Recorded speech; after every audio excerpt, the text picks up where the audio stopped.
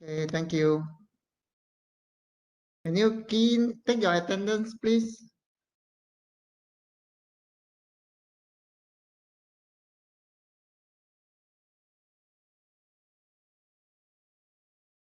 Okay.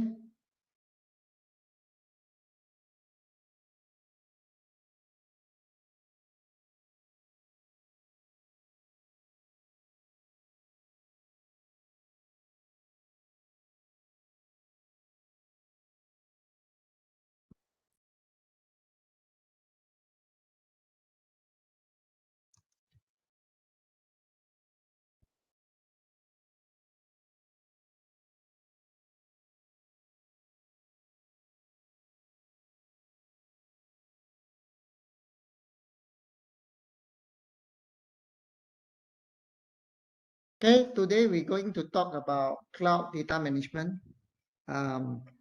This is a topic about big data application, big data computing. When we want to deal with big data, one of the concern is volume. Okay, volume and because it consumes a lot of bandwidth and data storage.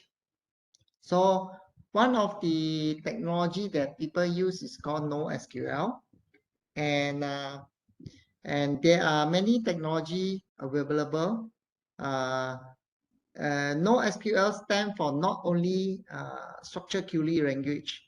Okay, it's not using relational database, but it have come out other technology that will optimize for the big data application. Okay, so today we are mainly will focus on Cassandra. Okay, one of the NoSQL database. Okay, can you all hear me? No problem. See my screen and video. If yes, give me 2.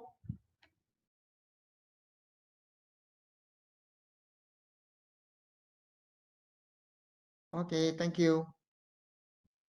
So before start, I'd like to remind you all, next week, I will invite industry speakers from National Instrument. Okay, please attend the lecture. Very interesting topic. Maybe you can use it as your second assignment, because the speaker will talk on and will present how they use cloud in cloud technology in industry. Okay, these are from National Instrument.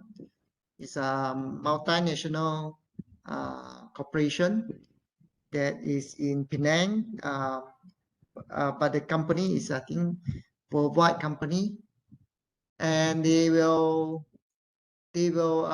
demonstrate for example, the technology such as Kubernetes to manage the Docker, and also they will demonstrate. For example, we talk about infrastructure as code. Okay, and then one of the open source that they are used is Terraform. So they will talk about the concept and also will demonstrate the showcase. Okay, so you all have a chance to see how the industry use cloud technology, and you all also can ask questions. Okay, this is about next week guest lecture. And also after next week, actually we have rest 2 more lecture. One is the infrastructure as a service, that is quite basic, and final one is the cloud security. So we see how now this is what is the week now? How many week already this one? Week what? Week 8? Is it week 8 only? I think more than that.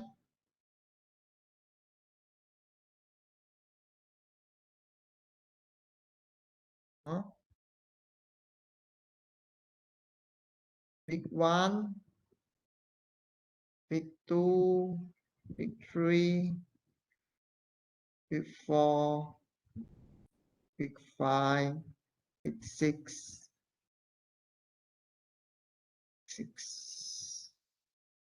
7, week 7, week 8, week 9, 10, week 9. Is it week 9? Excluded the break. Week 9, week 10, week 11, week 12. Something like that. Okay. So we might have your test 2. Test 2. You like to have your test 2 on 4th of July or 11th of July. Okay, here. Test 2. Anyone? Test 2. Prefer 4th of July or 11th of July? Test 2. 4th of July. 11, some say 4th, some say 11. I can move down the cloud. If 4th of July, I move down the cloud security. So, but no, not 18. Too late already. 18 is too late. 11. Because I need to mark your assignment also and your test. Okay, and give you some feedback. Okay, then make it the final. Do you know when is the final? I'm not sure. I didn't know yet. The calendar, I think not yet. Not released yet. I don't think so. I think we don't know yet. The probably is somewhere in July, 3rd week of July or final week of July. We don't know. Okay. 10th of July is what? EID. The 10th of July is where? We are not 10th July, we are 4th, 11th of July, right?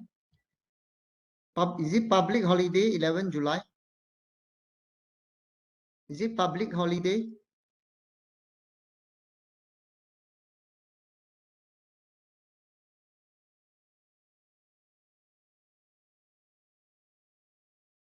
Huh? It's public holiday. So many Monday public holiday. But the final exam 25. So final exam start 25. Okay.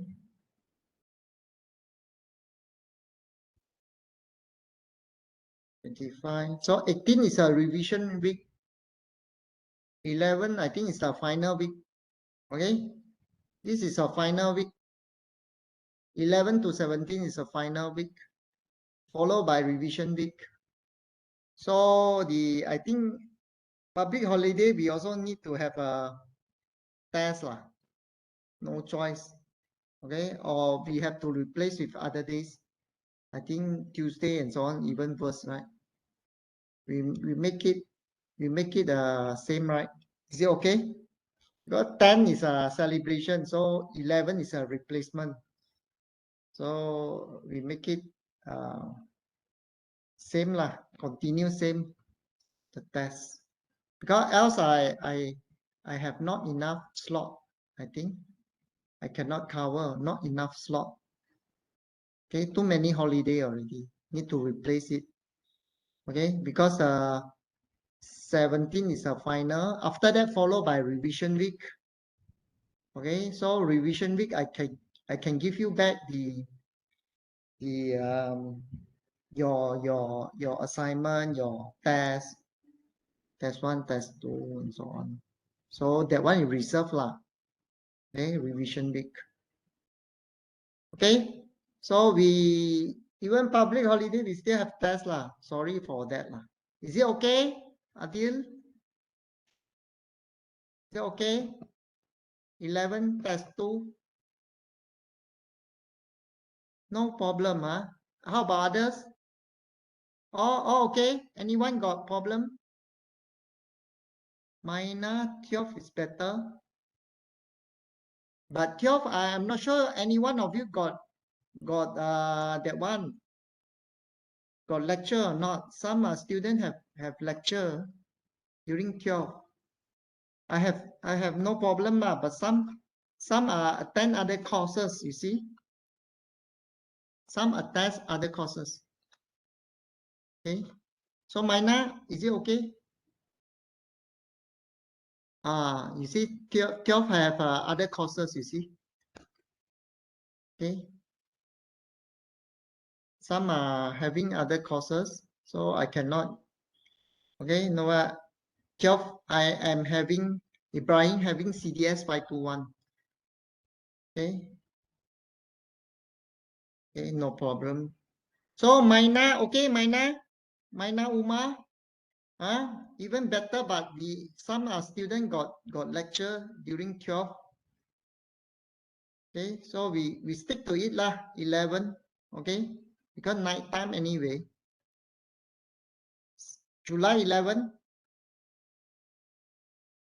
Okay, it's not September 11. Don't worry, it's not 911. Okay, now we continue. What? I think for July is better because we have CDS 521 on 12 July. Mean also exam test. Okay lah, for July lah. Okay. But you need to come up for lecture also. Great security. We see whether we cover or not. Cover. How about class? Somebody say 12 got issue, so prefer to have 11 got something, but so test 2 on 4th of July. Okay, test 2 4th of July. No objection? Any objection? 4th of July, test 2. Any objection? Calling 1. Calling twice. Should be fine also. No objection, huh? Okay, so 4th July. 4th July, test 2. Okay. 4th July, test 2. In that case, cloud security is not inside. Okay, no cloud security. Okay, no cloud security. Okay, direct put there. Okay, so good. Anytime, okay. Turn editing on. All lecture will enter. I say no cloud security. Who asked all cloud all lecture included. Who asked? Second half only. Okay.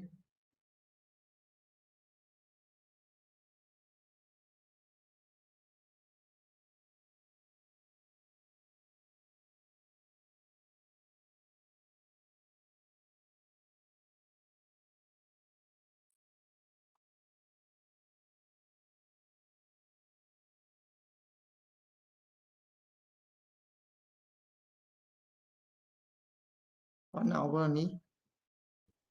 And then we can also have the presentation, the project, the assignment finished when I forgot when I put in the deadline.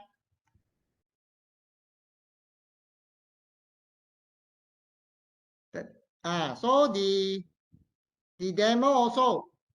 After that, we doing the presentation on the project. Okay. So test 2 got the second assignment and the project. Okay. Project presentation. And then the final week we will do cloud security. So it's the second part only. Test 2 cover second part only until cloud infrastructure services. Okay.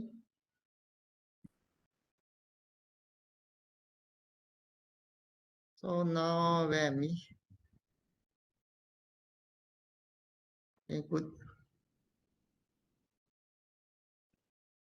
Okay, learning outcome for the cloud data management is the first, you need to know what is cloud data management. Then design the data model and algorithm for managing data in the cloud. And experiment with cloud data management system. Some experiment. So what is the cloud data management? Data management applications are potential candidate for deployment in the cloud. Okay. Industry enterprise database have significant upfront costs that include both hardware and software costs. And then academia manage, process, and share mass produce data in the cloud. Okay, so these are a good candidate. Okay, many cloud killer apps are in fact data intensive.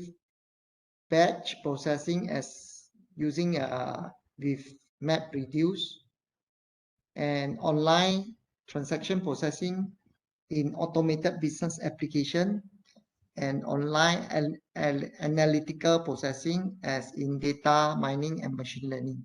So these are some example okay, some example of big data applications okay, whether you are using OLAP or OLTP. Okay, OLTP is more interactive, especially for the transaction, for the transaction that require very high level of consistency, like ACID. Okay, and the OLAP are more for the batch processing, more on the to analyze trend, to do prediction, to do clustering, or to do classification. So they might involve statistic techniques, or using a heuristic or machine learning algorithms to train a lot of data, and then so that they can do prediction and trend analysis. Okay, so these are example okay. Scientific data management application also require data management. Old model query the world, data acquisition coupled to specific hypothesis. New model download the world, okay, and data acquired en masse in support of many hypotheses. Okay, some what mean download the world or query the world? Okay, meaning the data that you require, some are processed somewhere else and you just send query, okay, but some you need to download a lot of information to your computers and so on, and then you are doing the analysis at your end. So you might not just ask the database about simple query, but you want to download all the raw data or all the data set for you to do the analysis. Okay, besides example, astronomy, for example, you require high resolution oceanography or biology. So these are certain scientific application that require that have a lot of data. Okay, for example, astronomy, they receive all the frequency from the telescope or the images, and they want to do a study on the space, outer space. Oceanography, the same thing, is a lot of sensors that put in the ocean and atmosphere to gather the climate change and or the pollution or the, the temperature changes, the tide and so on, high tide, low tide, the sea level, and many more. So this kind of data they keep on monitor for 100 years or 10 many years many years of data they can collect. Okay, for biology, then it's more on the sequencing of DNA and so on. So scaling database, flavor of database scalability, lots of transaction, lots of copy of data, lots of processor running on sequence query and so on. And data replication, move data to where it needs and so on. So these are some you need to scale well with your databases lah.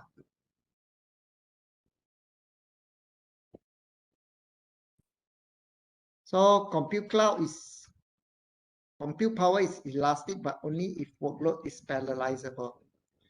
Okay, transaction database management system do not typically use a shared nothing architecture, or shared nothing is good match for analytical database, and something parallelized well, some do not. Think about Google, Gmail, and so on. Okay, their model is a shared nothing architecture, mean they have no shared memory and so on. So whatever needed, then you need to go and ask client server model and so on. So these are shared nothing. It's a good match for analytical, and these are some of the characteristic lah. So scalability in the past, out of core work even if data does not fit in main memory. Okay, in the present, exploit thousands of nodes in parallel. So now actually people are working using cluster. Okay, cluster, they link up many working nodes, okay, that reside in one rack or many racks, okay, within one data center or inter data center. But usually still they are the thing is still because of the latency of network. So when you use thousands of nodes in parallel, normally it's still within the short area network or local area network, okay, that have a low latency of communication. So you still connect with switches that connect fast Ethernet, okay, or using the fiber optic, for example. Okay, so these are parallel database architecture of shared nothing, shared disk, or shared memory. Okay, so shared nothing means each of them are independent as a working node, and if you want to communicate, you only through the message passing. Okay, you require something in the other processor, then they will send you through, for example, socket, or for example through TCP or UDP for the data you require. Okay, share this. You can glue aggregate this using, actually you can use the storage server, that it can create a big volume from many physical hard disks. It can glue them together, aggregate them together into a very big volume, okay, by aggregate the hard disk. So for example, we are learning the HDFS. Still remember Hadoop distributed file system? When you are using a Hadoop distributed file system, actually you are combine the hard disk into one big hard disk, so that you have a one common distributed file system. Okay, so that actually you can say share nothing. The architecture share nothing, but you use a middleware to build it so that you can share the disk. Okay, you have one extra layer called HDFS so that you can share the disk. Okay, so these are example of how you build share nothing to become share disk. Okay, by using software or by using middleware. Okay, some are hardware based, also possible, hardware based possible. So you have, for example, you can have RAID, RAID, redundant array, okay, RAID, RAID, so that you can have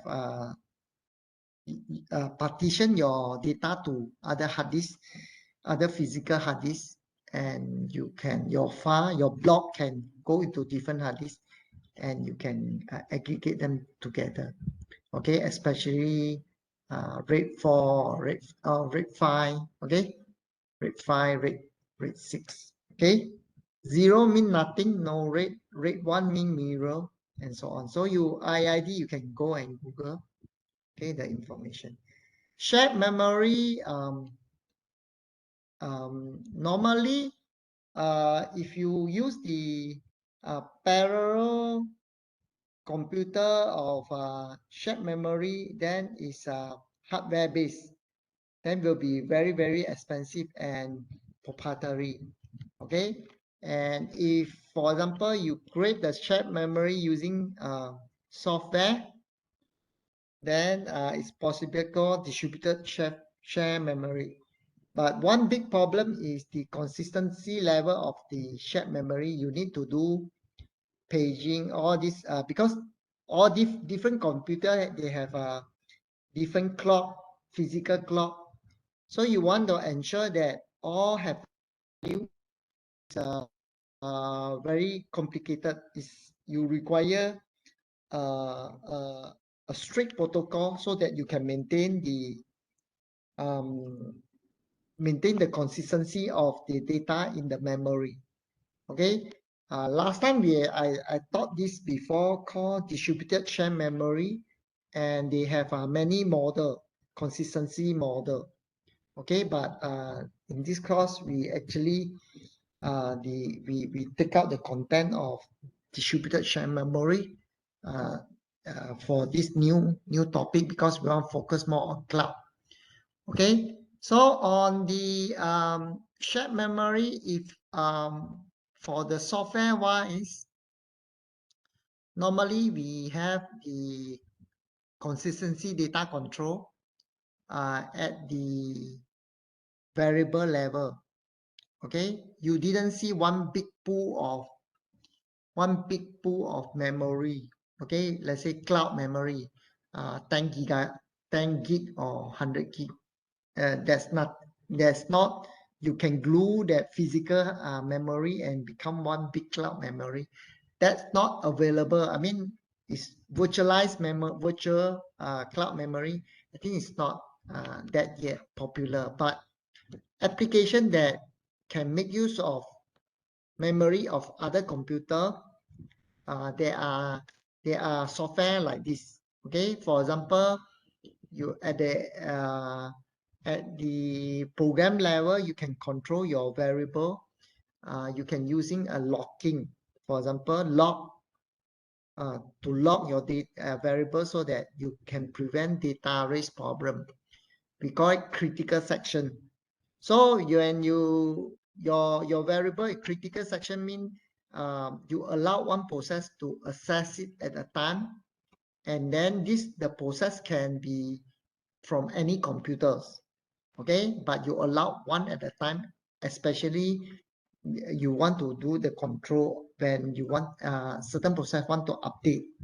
When you want to update, then you want to ensure that no other people read the information when during you update, you not finish update yet, somebody are going to read because the data might not be updated. Okay, this is the problem. So we are using the critical session control. There are many algorithms around also. That also we are not cover actually in this course on the in detail. Actually, we have algorithm on the coordination and agreement, right? I think that already covered. That in the part one. Okay, I'm sorry. Part one we have covered a little bit on the coordination and agreement. You control the critical section, right? So that part, am I right? We cover right? Double check. Got I confused with some other course.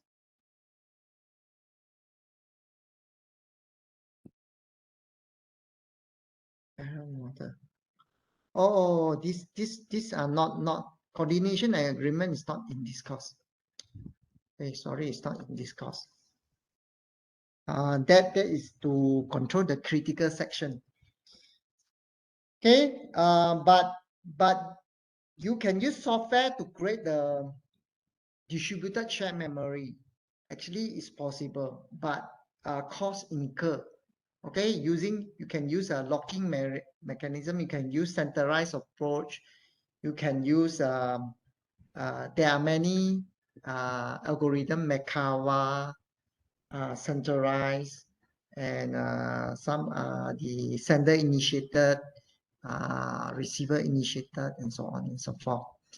And I think programming toolkits middleware also, some are called immutable. The moment you access it, you cannot change, so that they can have better control the consistency level. So you can read the data from other place, reside in the one pool. They call it, for example, in Java called Java space. I'm not sure you heard it before. You can use a Java space or certain like Q model. So you can read other variable. And then this, because when you in program, you read the data in variable, and the variable actually store in the RAM.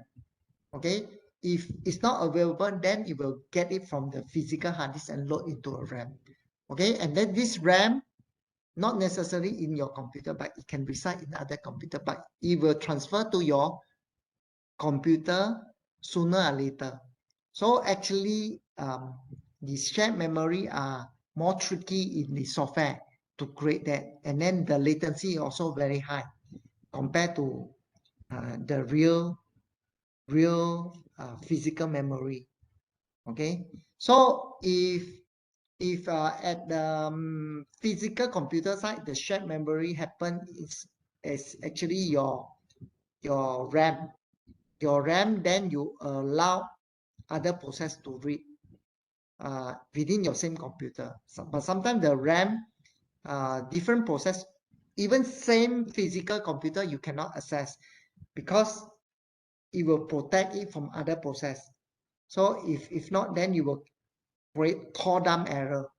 So you have to do inter-process communication, IPC, inter-process communication through semaphore or log. Okay, semaphore or log.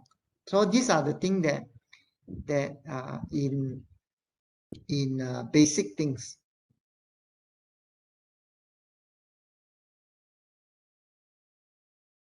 Okay, so data is stored at an untrusted host. There are risks with respect to privacy and security. Okay, and sensitive data can be left out of analysis or anonymized. Sharing and enabling access is often precisely the goal of using cloud for scientific data set. Okay, what exactly is your data? What are the country law? So where exactly? So these are sometimes you need to respect to certain laws because you cannot move out your data from particular country. Okay, from one country. So for example, I think same in Malaysia, if the official data belong to government, we not allow them to host it in other country. So for example, let's say the cloud service provider, they only set up their data center in Singapore, and then they want to provide the cloud services to Malaysia government. I think is got problem because of the regulation. So they must set up another satellite data center, for example, in Sabyajaya or Putrajaya, so that um, uh, they can do the business with government. Okay, so the data is replicated often cross large geography distance. Okay, it's hard to maintain ACID guarantee in the presence of large-scale replication, as I say, because of the cost of maintaining the consistency. Because you need to ensure all the replica have been updated before you can proceed, and this will slow down the performance. Okay, so full ACID guarantee are typically not required in analytical application, but you require this in OLTP, online transaction processing. Okay, OLAP is not required, OLAP, but OLTP is required. Okay, the virtualizing the large data collection is challenging. Data loading takes more time than starting a virtual machine, and the storage cost versus bandwidth cost, online versus offline replication. Okay, so these are also some of the issues, okay, of big data. Challenges, trade-off between functionality and operational costs. Okay, restricted interface, minimalist query language, limited consistency guarantee, push more programming burden on developer, and right, and enable predictable services and service level agreement. Okay, so depend on you require more functionality, of course your cost will increase. Okay, so these are we call trade-off lah. You cannot have both lah. You want to have be cheaper, then you have less function. Okay, manageability, limited human intervention, high variance of workload, and a variety of shared infrastructure. Need for self-managing and adaptive database technique. Okay.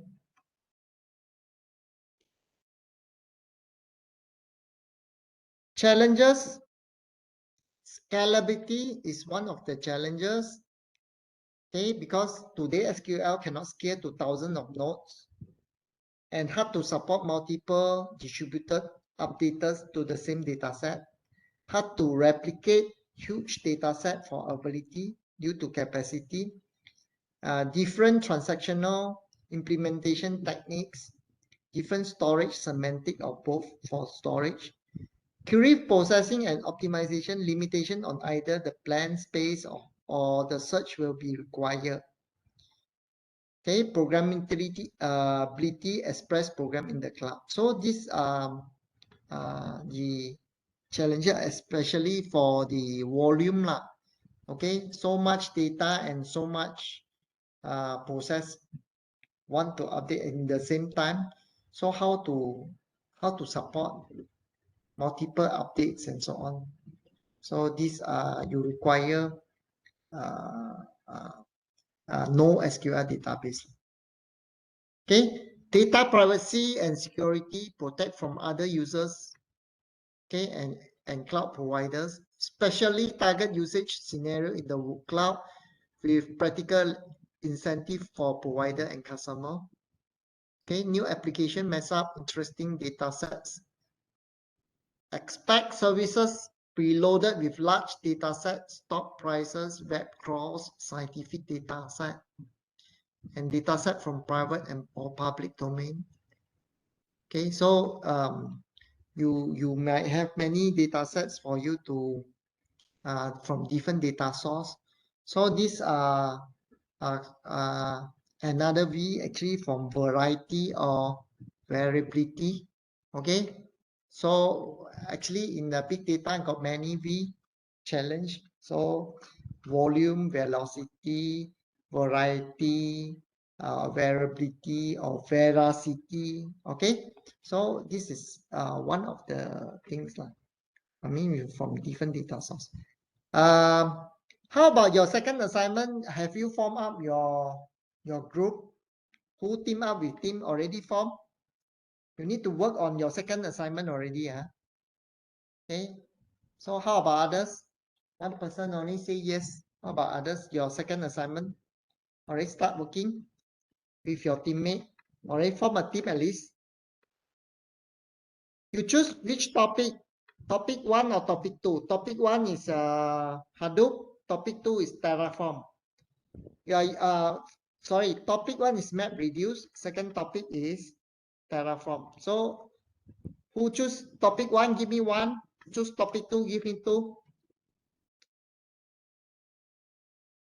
For your second assignment. I know the topics that you choose. Either map reduce or for inverted index or infrastructure as code like Terraform. So you choose topic 1 or topic 2. Class. Topic 1. Who else? Tiban, you are choosing which topic? Tiban Pillai. Topic 1. Oh, topic 1. Okay. So most of you choose topic 1 lah. Anyone choose topic 2? Anyone choose topic 2? Next week, the industry, they will demonstrate the topic 2 lah. If you see very easy, maybe you can decide to do topic 2 also possible. Okay, but topic 1 you can get from internet. Topic 1 you can get from internet. Okay, even the source code. Okay, just Google.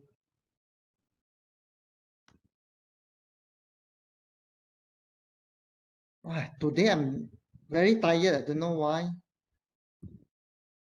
13 slides out of 123.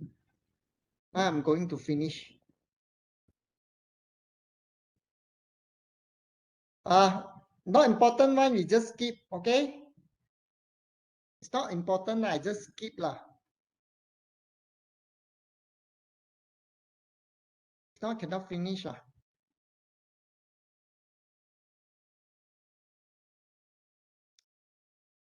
Any question on this slide? You read better than I read lah. Any question on this slide?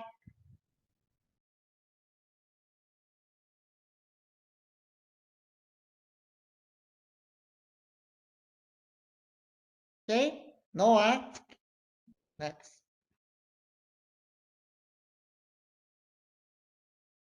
Okay, any question?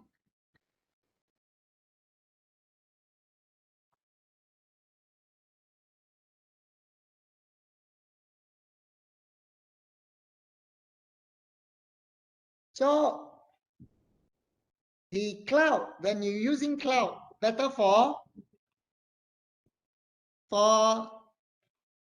OLTP or OLAP? OLAP or OLTP? Answer, OLTP or OLAP? Give me answer. For cloud, which one is suitable? OLAP or OLTP? Online transaction processing or online analytical processing? Which one?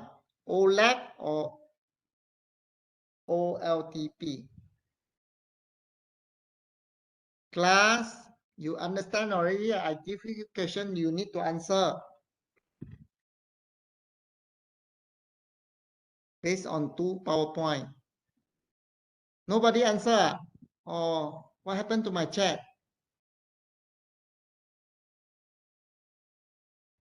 Choose one, OLTP or OLAP.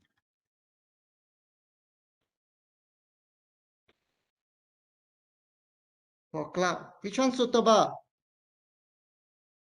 1 or 2? 1 is OLTP. 2 is OLAP. Give me answer, 1 or 2?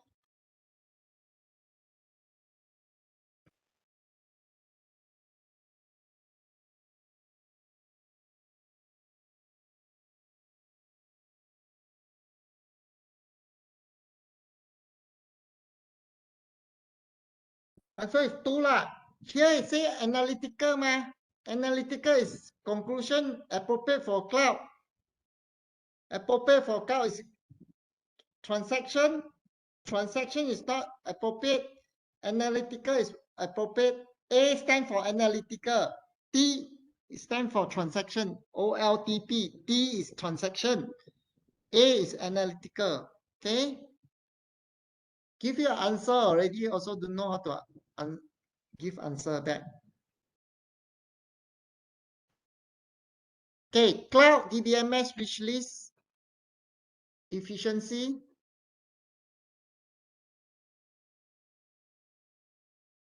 Okay, no question. So map reduce light software. It can have fault tolerance. It can have heterogeneous environment.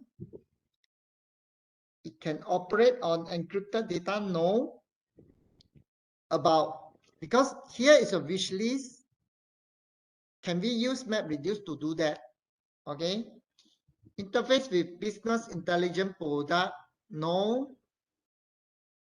If we are using MapReduce. Efficiency up for debate. Okay. So these are wish lists. These are the reality. Okay. Option 2, share nothing parallel database. If I'm not using MapReduce, I use share nothing. So is it okay? Interface with business intelligent product. Yes. Efficiency, yes. Fault tolerant, no. Heterogeneous environment, no.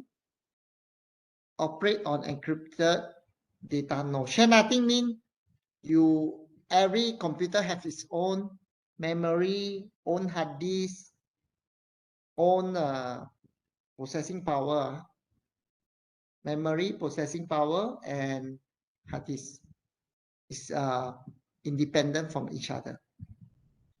Option 3, a hybrid solution, Hadoop DB,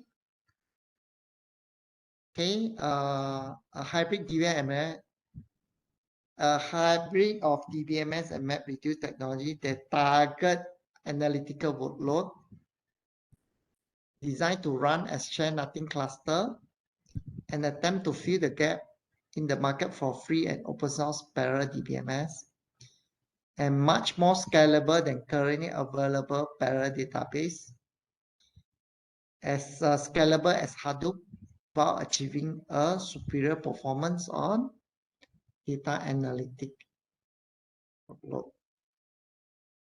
And it being commercialized as HADAP. Have you used HADAP before? Heard before HADAP? HADAPT, HADAP.com. Anyone?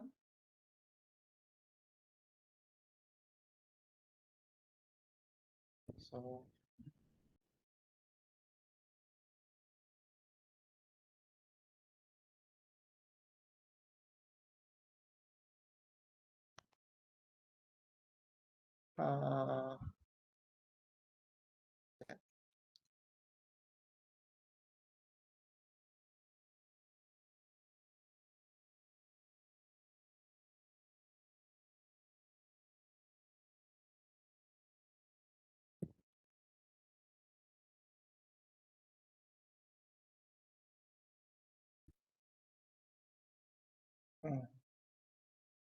actually not popular, something like that.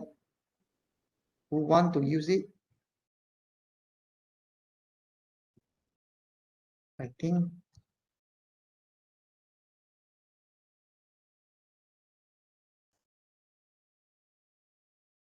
oh,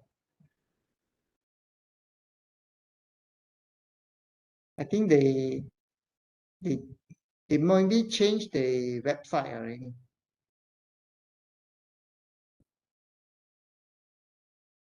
Okay, so you can Google that.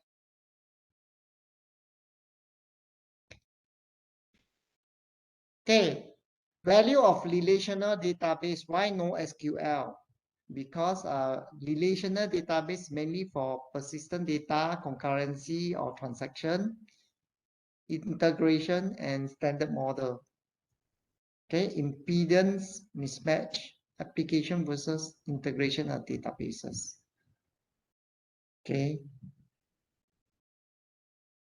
Any question on this slide? I also don't know how to ask, right? I might just continue. Attack of the cluster. Okay. Traditional relational database share this don't scale well. Okay. And Oracle or Microsoft Server. Technical issues are exacerbated by licensing costs. And I mean, if you want to use cluster to do processing, okay, the interesting thing about cloud computing is we have refined cloud computing to include everything that we already do. I don't understand what we would do differently in the light of cloud computing other than change the wording of some of our advertisement. This is commented by Larry Ellison. Okay. So meaning here, there's a trend, there's a need for people to move from traditional relational database towards NoSQL because of you want to make use of many nodes, working node on the cluster. And then the relational database not scaling well, or also implicated by or complicated, or make the things more difficult because of licensing costs. They depend on the instant, and you need to pay more if you are using clusters. or you cannot just simply copy your DBMS to different machine and make it scalable. No way, right? Because of the licensing problem. So emergence of no SQL, no strong definition, but do not use SQL. Or some say not only SQL. Okay. So typically open source and using clusters, and there are various types, key value or document or extensible record. Okay, they are document. One is that they one of student present MongoDB. MongoDB is a document store. Key value is like big table or Cassandra. Okay, so what is NoSQL? So the NoSQL here, you can see from relational database is this right angle. NoSQL here. Okay, so NoSQL include CouchDB, MongoDB, Raven, and Redis, and so on. Key value one, Berkeley DB. Okay, and Cassandra. Big tables is a hypertable, HBase, and using graph Neo4j or graph DB. Okay, these are blue color one is quite a new technology lah. Look at the blue color. Okay, blue color in the picture. Okay, some black color one is old technology. Okay, designed to handle large amount of the data across multiple servers. There's a lot of unorganized data out there. Easy to implement and deploy, mimics traditional relational database, but trigger and lightweight transaction. Okay, and raw, and you deal with raw and simple data structure. These are things that certain characteristics we require.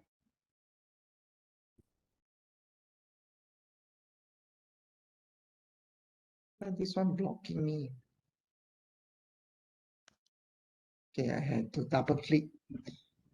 Okay, motivation. So the innovation at scale. So Cassandra the technology like hybrid between Big Table and Dynamo. Big Table is from who? From Google. Dynamo is from Amazon. Okay, so 2006 and 2007. Okay, Cassandra from who? Anyone? Cassandra from who? Who are using Cassandra? I think presented before, right? By yes, from Facebook. Okay, Cassandra from Facebook. Okay, so these are the comparison between the two.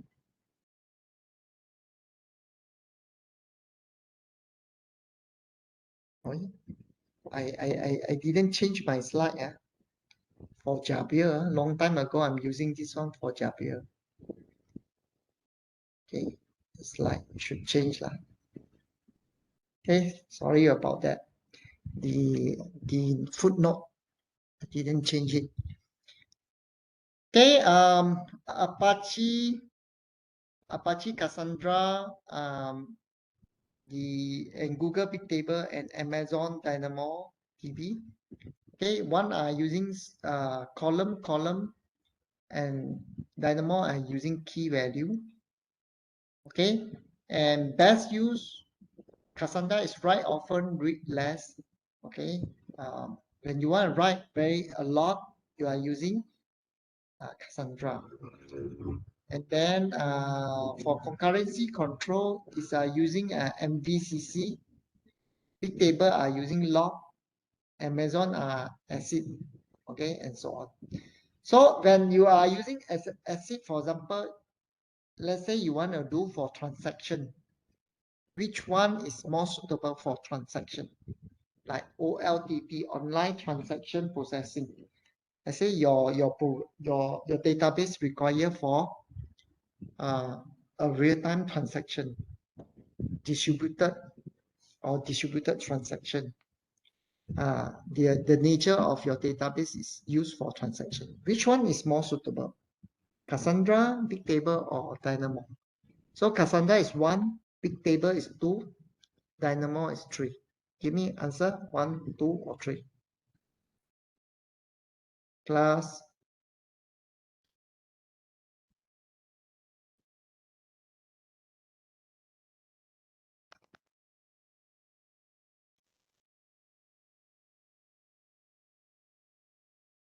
Please see, can you, what, please see?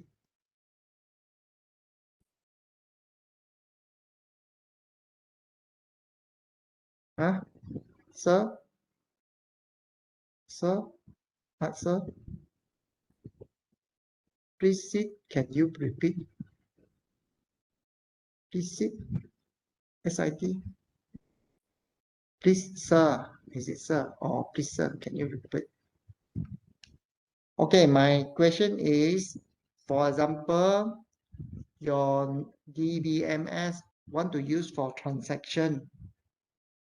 Okay, transaction based, like online transaction processing.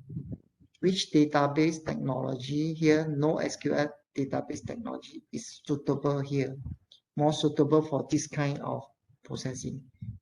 1 is Cassandra, 2 is Big Data, 3 is Amazon Dynamo. Which one? 1, 2, or 3?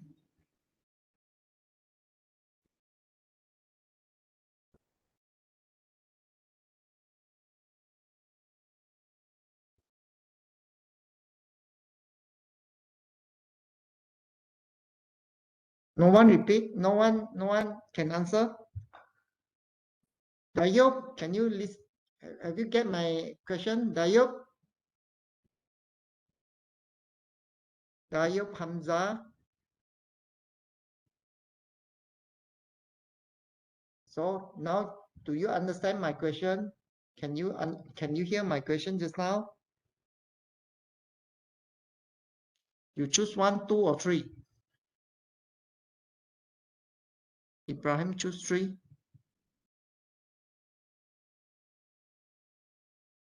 Maina choose 1.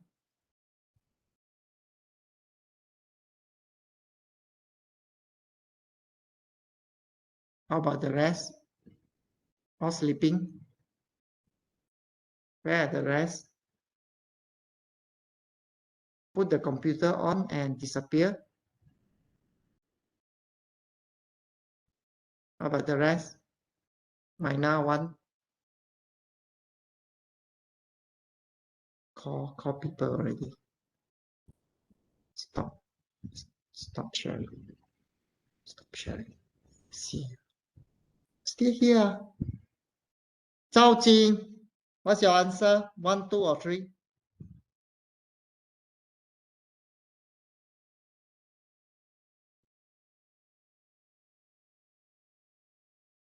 1. Zhang Tao, what's your answer?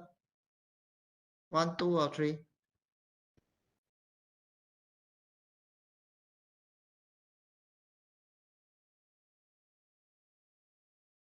Zhang Tao. I have 3. Zhang Tao. Not here, not responding. Li Chuoye, give answer already. 1.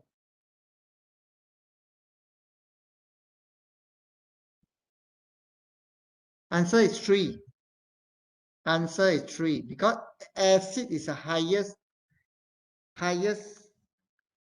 level of concurrency control.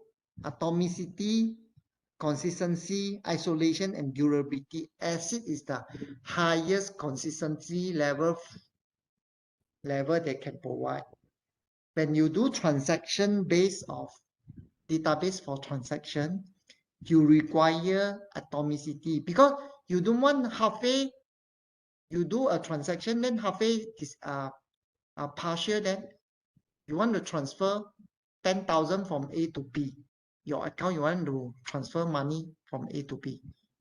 Then either he have a failure, didn't transfer at all, or transfer successfully.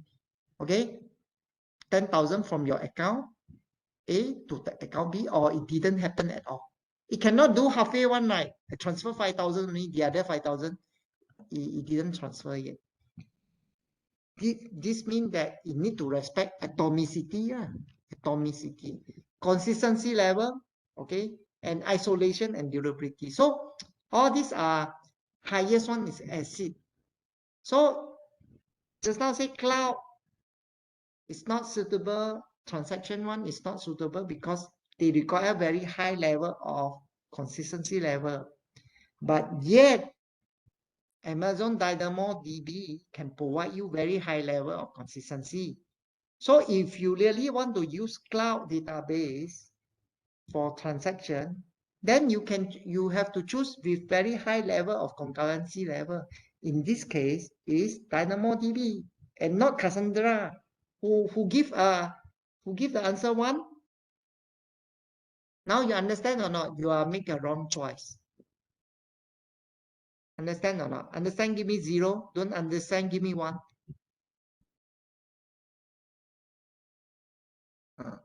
Only 1% understand. Only 1% make mistake. Okay.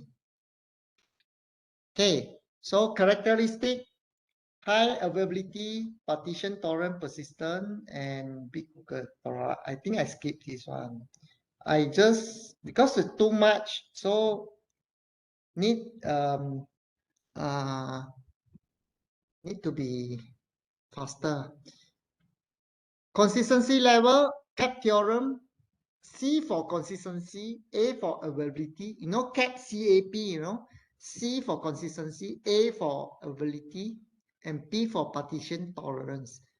What's the difference between A and P? A means readable in the face of node failure. Even node failure, you still can write to the database. Okay, one of the node failure, you still can write. Okay, partition tolerance means processing can continue in the face of network failure, crash router, broken network. Okay, you still can continue even your network down. One is availability, even your one of the computer now down, you still can work. The other one, even your network is down, still can work. So here it means when you see the A and P, it deal with the actually called fault tolerance. Both are fault tolerance. A and P is fault tolerance. But fault tolerance which we further split into fault for in the computer nodes called availability, fault in the network called partition tolerance. Understand? So these are CAP theorem. So in terms of NoSQL system, certain are good in C, certain are good in P, certain things are good in A. So using this one, you to choose which one you want to use lah. For example, let's say in for Cassandra, Cassandra is this side, right? Cassandra is this side. Can you see Cassandra, green color one? So Cassandra is good for what? Class, Cassandra is good for what? Can you tell me? It's good for C, or it's good for A, or it's good for P, or it's good for CA, or it's good for AP, or it's good for CP. Pick any two. Okay. Okay, good. So you all can identify lah. Cassandra green color is in the AP. So what it mean Cassandra good at? What does it mean Cassandra good at? Cassandra good at fault tolerance. Either computer not working, it still can work. Either network not working, it still can work. Do you understand that? So it's provide very good fault tolerance. On computer, it got availability. On network, it got partition tolerance. Okay. So these are Cassandra background, okay, by Facebook. So these are data stacks, give a very high recommendation for Cassandra. Okay, and the Cassandra emphasis on performance over analysis still has support for analysis tools such as Hadoop. It still can support Hadoop also.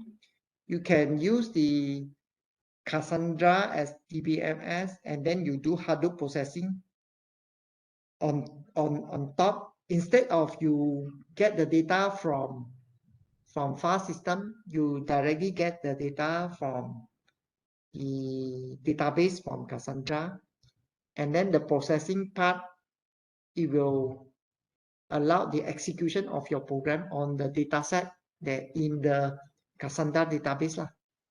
Okay, you do need to move around your data.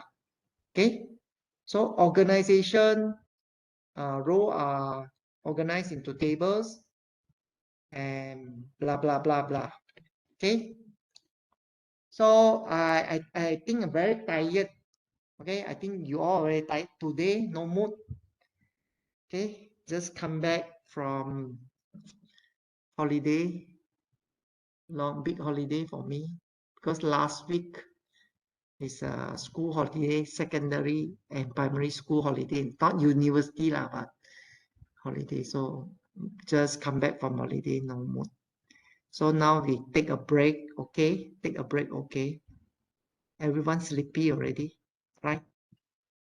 Hello, can we take a break? Okay, break. So how long? 20 minutes, 20 minutes. Okay, 20 minutes.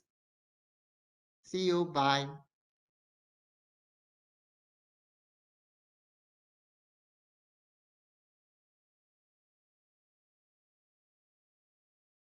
Hello, welcome back. Let me continue now.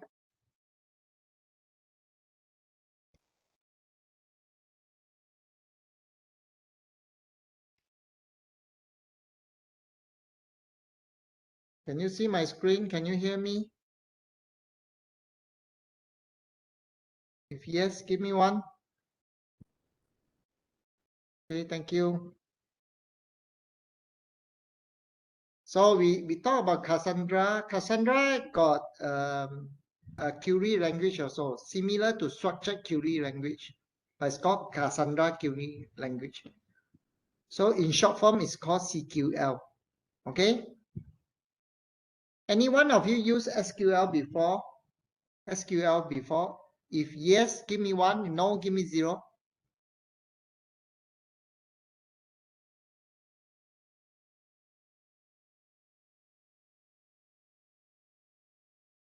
Okay, most of you have used select statement, select where clause, right?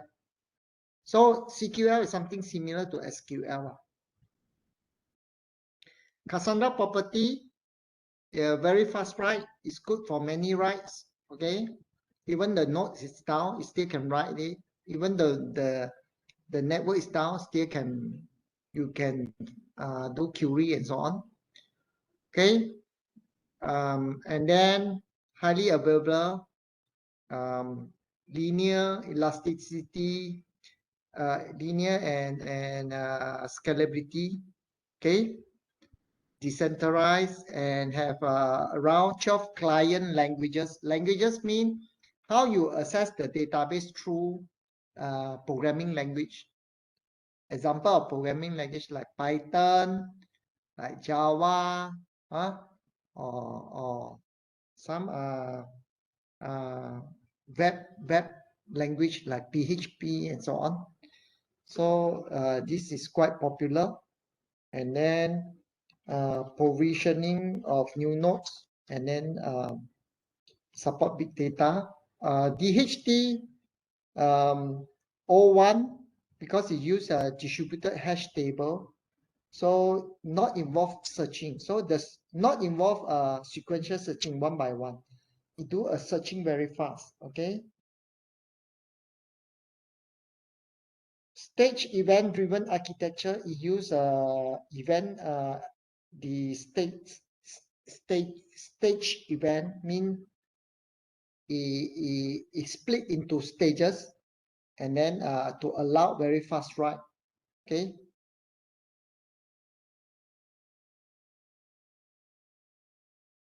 Data replication, it allow you to replicate how many you like using a replication factor, and then also have a simple strategy or use a rack aware or data center sharding to know whether is you want to across different data center, across different rack, then you can use a different strategy lah. If you everything is within your own local area network, then you just use simple strategy. Okay, if you across different data center, across different rack, then you choose either your own network topology or your network topology strategy.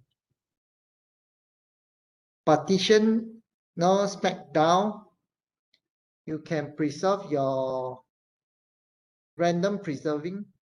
System will use key to distribute data across the nodes. Even distribution of keys from one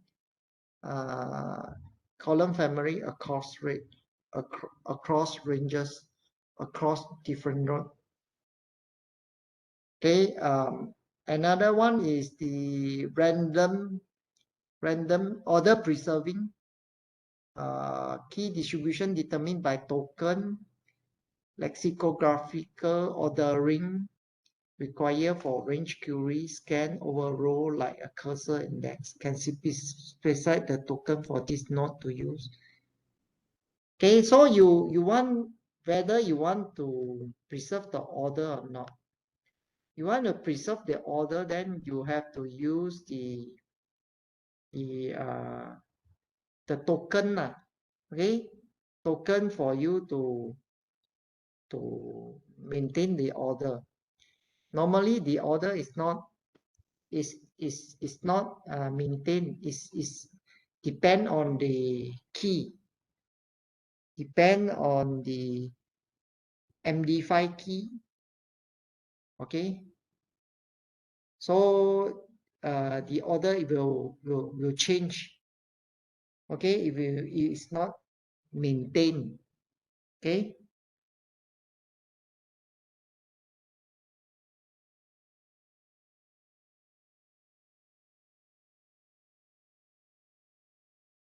So this P2P cluster, it use a P2P, meaning no centralized server, no server and client. Everything they treat as each of the node, they can work interdependently, independent and dependent. So interdependent mean if one of the node now is still working, okay. Failure tolerance, failure happen all the time with multiple nodes. Hardware failure, bugs, operator error, and power outage. So solution by cheap redundant hardware, replicate and maintain consistency. Okay, these are some strategy you can use. So Cassandra data model, you use a key value and column base to store the value. So it's a column-oriented NoSQL. Column family set of key value pair. So it's a column family is like relational database is like a table lah. For the column family, it's a table. Key space is like your database. Okay, row is a collection of column labeled with a name. Okay, a collection of columns labeled with a name. Okay, so row is like your record lah.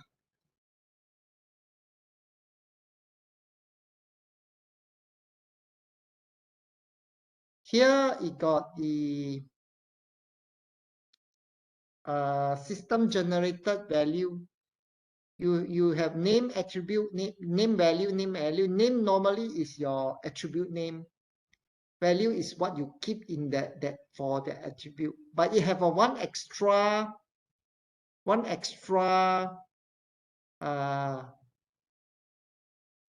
you can call it attribute. It's called timestamp. So every key pair value, it got system generated timestamp. When you write your data, it will capture the update time, the timestamp. So it's not you key manually, it's automatically captured by the system. So Cassandra row, the value of a row itself is a sequence of key value pair. Such nested key value pair are columns. Key equal to column name, and a row must contain at least one column. Okay. So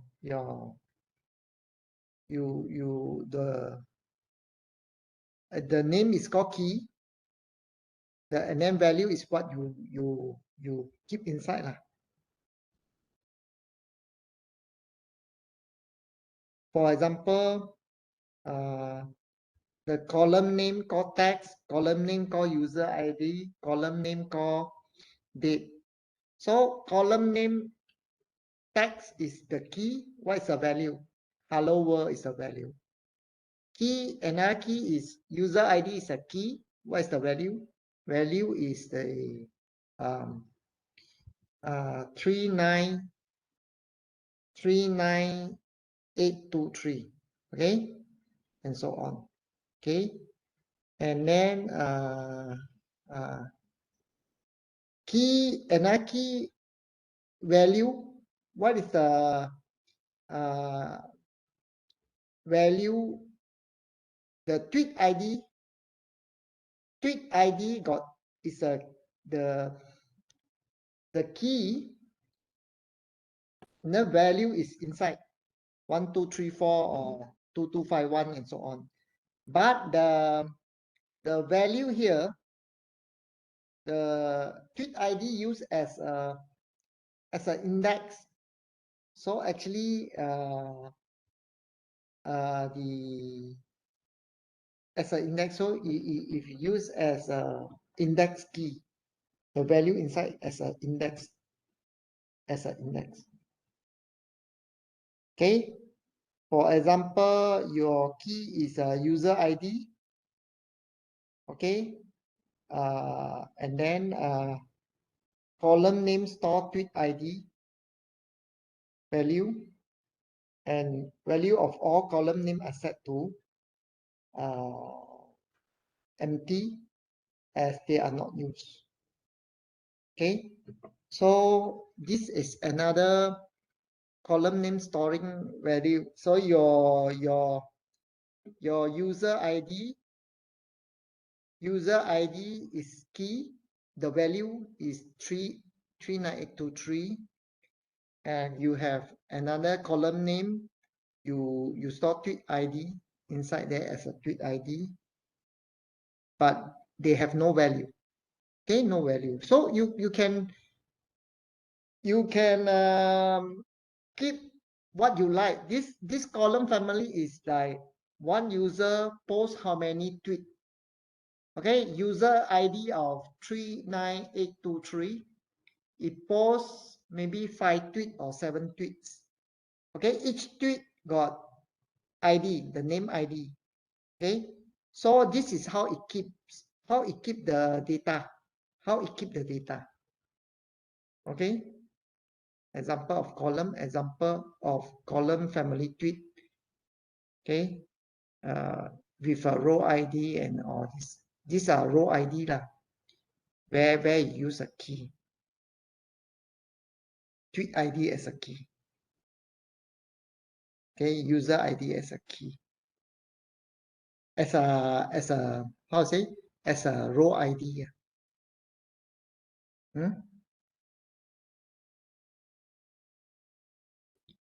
Okay, so a key space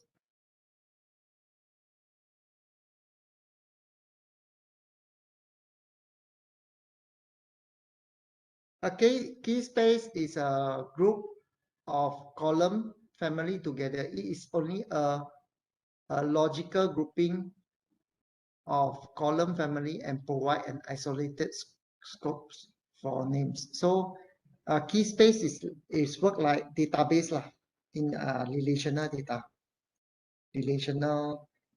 database. Table is a multi-dimension indexed by key, row key, and column are grouped into column family. Two types of column family, simple or super. Super means nested column family. Each column have name, value, and timestamp. Okay, so these are name, value, and then a collection of columns become a column family. Okay, column family is like table. Okay, and collection of tables within one database is called key space. Okay, so key space is like database, typically one per application. Some settings are configurable only per key space. Okay, so column family, group records of similar kind, not same kind because of column family are spouse table. Example, user, address, tweets, point of interest, and or hotel room. Okay, so here called similar but not same. But in relational database, usually it's the same kind, not similar kind. But here for the Cassandra is similar kind. What means similar? Mean certain record you have this attribute, other record might not have attribute. So it depends on row by row. Certain row have certain attribute, other rows don't have this attribute, even though they are belong to same column family. For example, I'm called user. So certain user got hobby, I put hobby. Certain user don't have this attribute called hobby because I don't have that information. So let's say user 1234 hobby is aquarium, or have a hobby to rear fish. Okay, he like fish aquarium. Okay, so hobby is aquarium, let's say. The other user, let's say 2222, it don't have hobby at all. So in that row ID of 222, you don't keep attribute hobby, and you don't have value. Value is 0. You not even have the attribute name called hobby. Okay, when you keep inside your physical database. Okay, when you define your column family, you can define all the attributes like username, user ID, hobby, address, user user telephone number. You can define all the attributes. However, when it's stored into the database, only those it got the value of the column that have value, then it keep. The column that don't have value at all, it not even keep the thing inside the physical hard disk. Okay, this is what like this one later be show. Okay, so for example, think of Cassandra as row oriented. Each row is uniquely identified by key. Okay, and row group, column, and super column. Okay, for example, the key is 123 as your user ID. Let's say user ID is a key. Okay, user ID is a key. So 1, 2, 3 can keep 1, 2, 3 as a hash. You use that as a hash address. Mean as an address pinpoint to this record. So the record you can store user ebin equal to ebin, and then name equal to what, and so on. So another user ID 456, username is Alician, you got icon, you got whatever. You see the column family, it keep the attribute name and attribute value. Only whatever you have, it keep it there. Whatever you don't have, it don't need to store at all. Even though you can define 1000 attribute for the column family, mean user, nickname, given name, family name, address, telephone, and so on. So when it's stored in the database, it don't store 1000 column with null value. It didn't store like that. It will store how it store. It will keep it when you index, when you create the table. What is your index? So your index is user ID. So you will use your user ID as your address, as a key here. The key here, don't confuse, there's two key. One key is for attribute called key name, and value is the key equal to name of the column user. Value is ebin. Key is the nickname and value is the situation. That one is column key value pair. It's a pair of key value. It's a column key value plus the timestamp. Okay, so you have attribute name, column value, and timestamp. So it's a pair of this thing called key pair, key value. The key is the attribute name. Another concept key here is a key for the row. It's called row ID. Okay, so when row ID, when is your row ID? Actually is your index. When you create a table, you have index. So when you want to search, it's easy. So for example, the user, when I want to create the user table column family, I want to index them as the user ID. So my user ID will become my key here. Okay, my key of the record, or row ID. Key will become row ID. Row ID, what is the row ID here? Is user ID 1, 2, 3, 4, 5, 6. Okay, and then it will keep only whatever attribute name and attribute got value, then it will store there. So you use a column base. It store as a column base lah. Okay, these are the you see page down, page up, page up. It's a column base. Okay. Okay, column base. Apache Cassandra column base. It's not exactly key value like Amazon Dynamo, right? Even though it have key value also. Okay. You have name value. Name is here is considered as key. Row ID also key. Name also called key. So sometimes you confuse what mean key. Key equal to column name.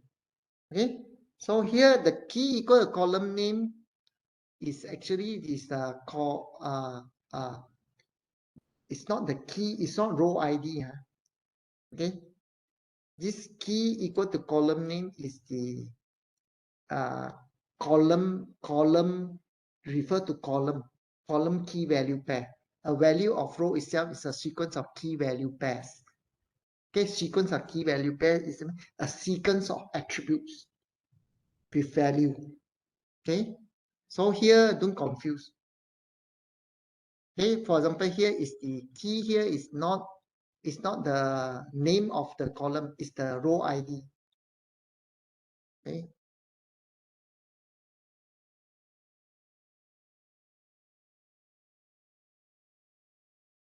So here, for example, and then JSON notation is user ID with all this. Okay. 4, 5, 6. Okay.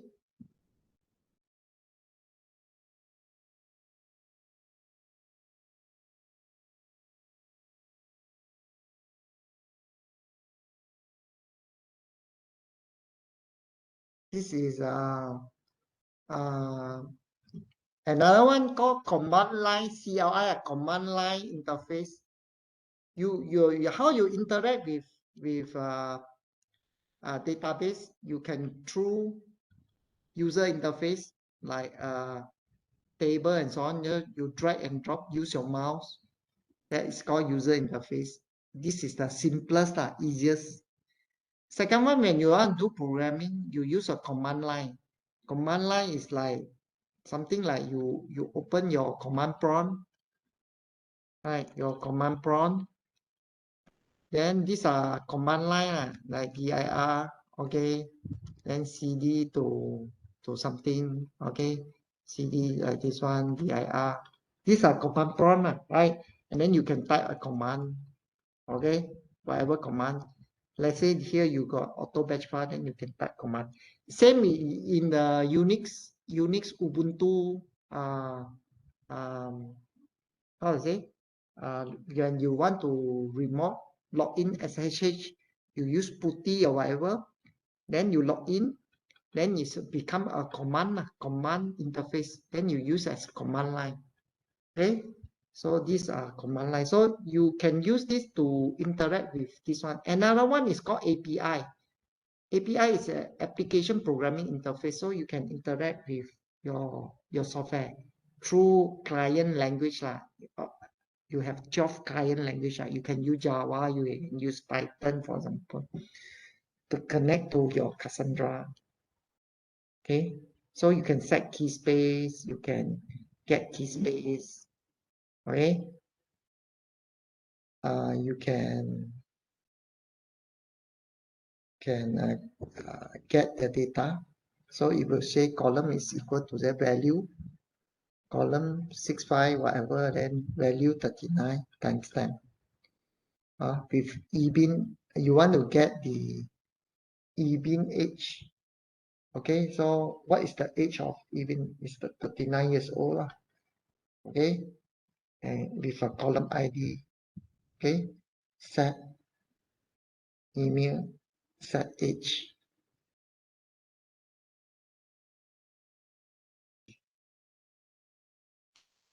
Okay.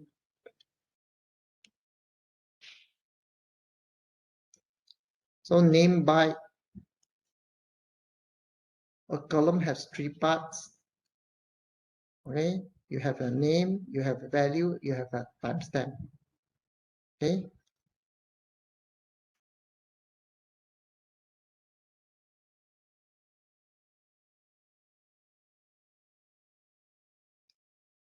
And then column you can comparator, mean the column you can have different data type lah. You can have byte, you can have integer long, you can have time UUID or lexical UUID. UUID mean the unique index for indexing lah. To create a unique value lah.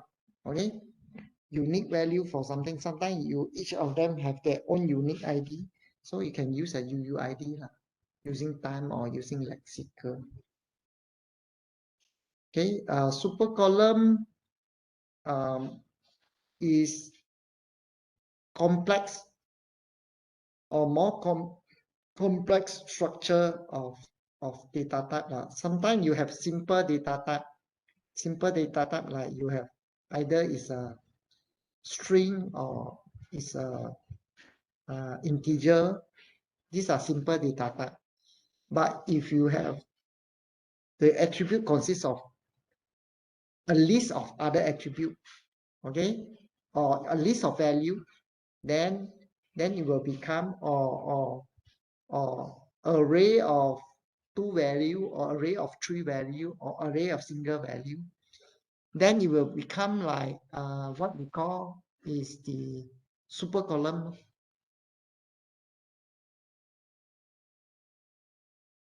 Okay, example of super column family. Okay, you have ID, you have central part, and then you have description, you have point of interest lah, point of interest, Empire State Building, and then you have phone description and so on. So you see you can have different structure. One, you can have only one value, mean array of one value. Okay, column is only point of interest. Your super column point of interest is actually the SC lah. SC is Phoenix true. Is the name of the super column is called Phoenix true. But your super column attribute, sometimes you can have extra attribute within the same attribute. You see here, Empire, you see Central Park got only one attribute, one extra attribute called description. Empire State Building, it got phone plus description. So it's a different structure already, different structure even within one attribute. These are called super column because the value it's not one value, it's multi value lah. Okay, multi value. One attribute name and then with a list of other attributes inside there. So for example, Phoenix point of interest is called point of interest. Okay, you have key, and then you have Phoenix true, and then you have column. Within that, you have another column, nested value, phone and description, phone and description. Okay, or you have only description. Okay, or you have only phone.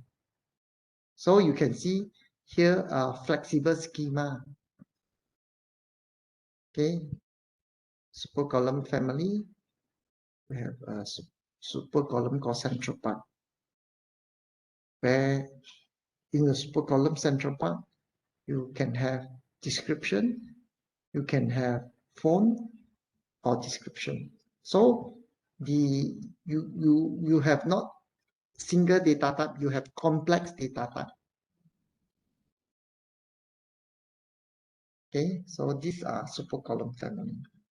Sub-column name in super column family are not indexed top level. Okay, so architecture, you have partition, you can replicate, you have cluster membership. Partitioning, nodes are logical structured in ring topology. Hash value of key associated with data packet is used to assign two nodes to a ring. Hashing round off after certain value to support ring structure.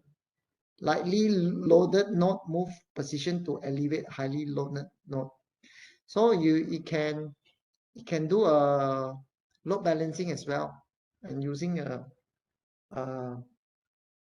ring topology.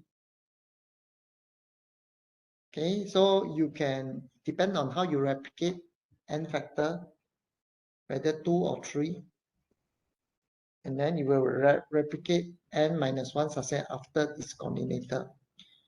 If you are aware one, you will use zookeeper to choose the leader. A data center similar to rack aware, but leader is chosen at data center level instead of rack level. Okay. So this one is example. You have node A, B, and C. So key 1, key 2.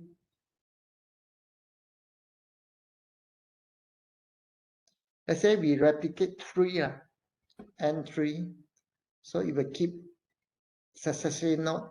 So when you keep it, it will keep in 3 places instead of 1 because you replicate. Okay. And you use a gossip protocol to maintain the consistency. You know, gossip is sometimes we spread the rumors very fast because we gossip, right? Gossiping. So 1 to 2%, 2 to 4%, 4 to 8%, 8 to 16%, and continue. Will be very fast, right? Spread, multi-level go down. So here is using a gossip protocol also.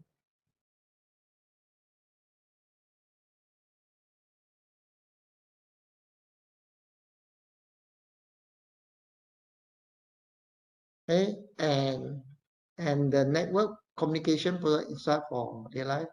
So when example node A wish to search for pattern in data, round 1 node A search locally and then gossip with node B. So node AB then gossip with CD. ABCD gossip with 4 others. So 1 to 2, 2 to 4, like that, it will be very fast to widespread whatever pattern you want to search. Okay, variety of gossip protocol exists is dissemination protocol and anti-entropy. So multicast, high latency might cause network strain because it fan out 1 to 2, 2 to 4, very quickly it will flood the whole network. Okay. Anti-entropy protocol is used to repair replicated data by comparing and reconciling different.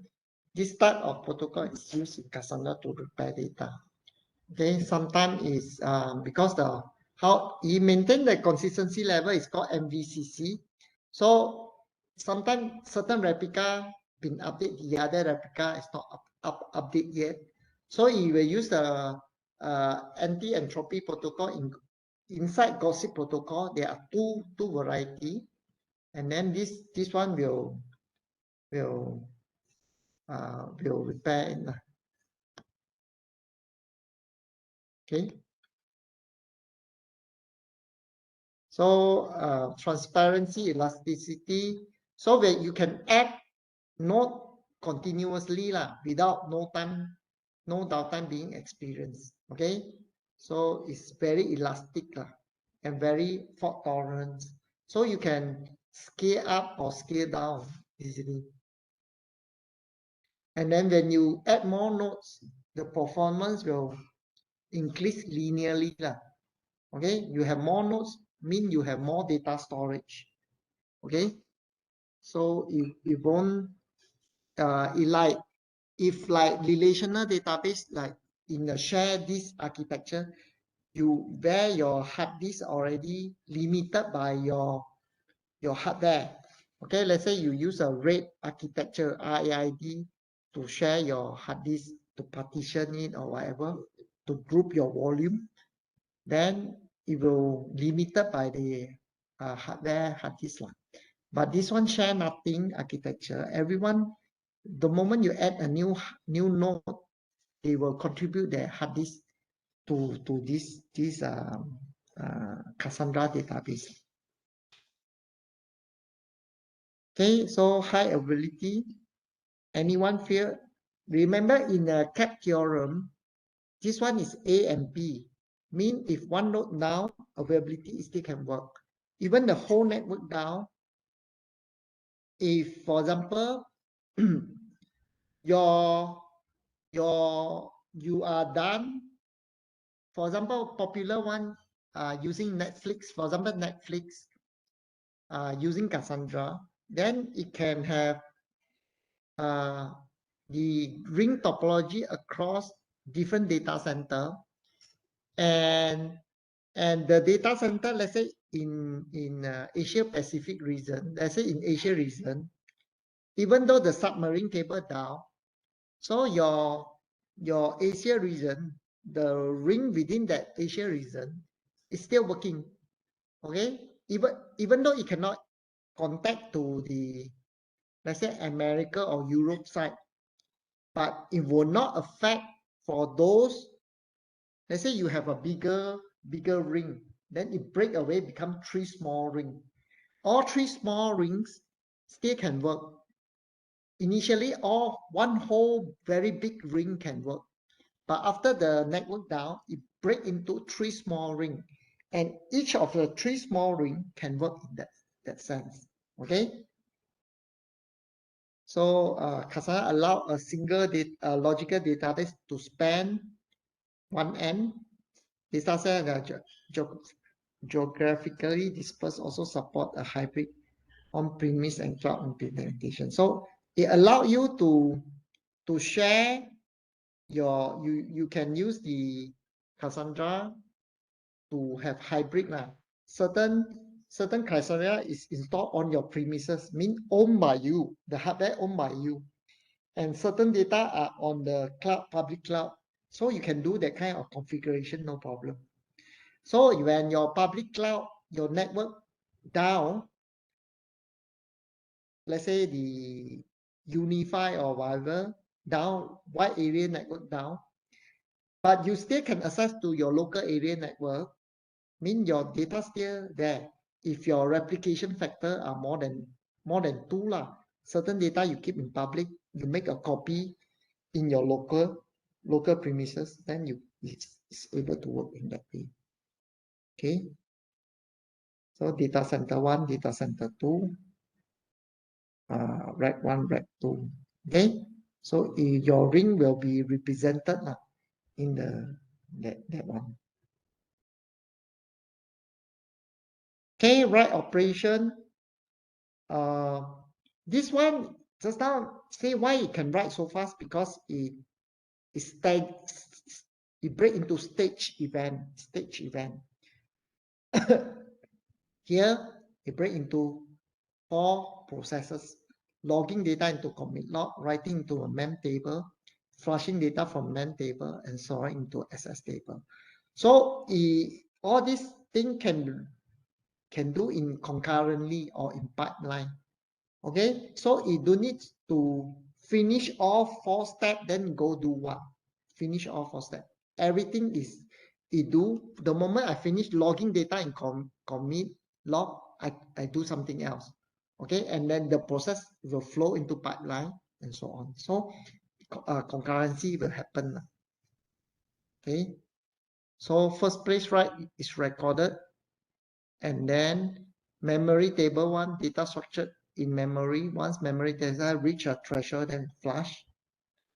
Okay, and sorted string table, SS table, kept on this immutable ones written, and periodically compacted for performance. Okay, so you have commit log is for what? For recovery. Memory is always there. Because whatever you write to memory first. But you cannot keep in memory for long because your memory is limited. So you need to, the moment you hit your limit, you need to write it into a hard disk so that you can have you can release your memory for new data. Okay, usually memory, for example, you have 64 meg or 128 meg. Okay, megabyte of memory, but your hard disk, you can have gigabyte of hard disk, even terabyte, right? So your hard disk is much bigger, okay, 1,000 times bigger, okay, than your memory, okay, 1,000 times and so on. So and the memory is very expensive. So, but memory, one good thing is very fast. That's why is just mentioned about share memory. Then share memory and share hard disk is a big difference. When hard disk, when you share hard disk, usually is your data become persistent. Even you shut down, you can recover. But when memory, we talk when memory is, you need to able to access it in millisecond. Okay, in millisecond, so you can access the data. Okay, you not go and hard disk IO and take it. Okay, you some even in nanosecond, you can very fast, you can access the data. And usually when you need to access the data in millisecond or nanosecond, instantaneously is usually during the runtime, during the programming time. Okay, so these are different. Okay, so if you want to have not shared memory without using hardware without using the software one, then normally you need to have using the multi-core architecture, very big pool of RAM, and then with many multi-core. Okay, then you write using the thread processing, using the multi-thread. So multi-thread, you write one big process, and then your thread can share the data within that shared memory architecture. You can use that approach. Okay, if you want to use a software side, I say, then you will become very difficult. A lot of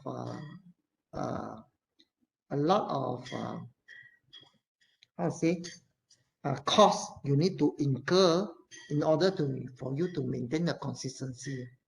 Okay, the one is called distributed shared memory. Okay, so these are write operation, write data. Okay, you need to see in detail and play with it because the lecture very fast. This can be alone Cassandra. When I present to industry, I carry out intensive class for industry. Within a Cassandra, it can be, I usually take one whole day, 9 o'clock until 5 o'clock. One whole day just talk about Cassandra. So in your course, in this one is within 1 or 2 hours is you have question you can ask me lah, but I cannot go one by one. Is don't have enough time. Okay, consistency level. Read consistency, number of nodes that must agree before the read request return. Okay, 1 to all.